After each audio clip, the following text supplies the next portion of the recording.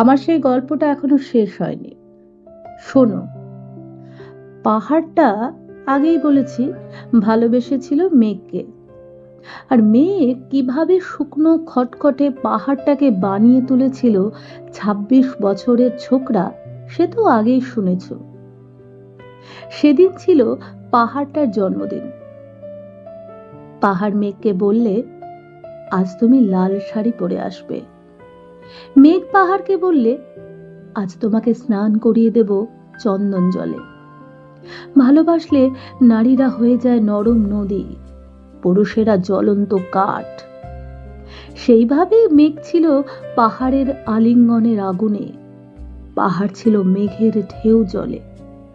হঠাৎ আকাশ জুড়ে বেজে উঠল ঝড়ের জগঝম্প। ঝাঁকড়া চুল উড়িয়ে ছিনতাইয়ের ভঙ্গিতে ছুটে এলো এক ঝাঁক হাওয়া। মেঘের আঁচলে টান মেরে বললে, ওঠ ছুঁড়ি, তোর বিয়ে। এখনো শেষ হয়নি গল্পটা। বজ্রের সঙ্গে মেঘের বিয়েটা হয়ে গেল ঠিকই, কিন্তু পাহাড়কে সে কোনো দিন ভুলতে পারল না।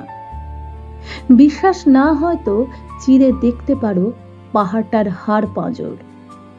ভিতরে থই থই করছে শত ঝর্ণার জল।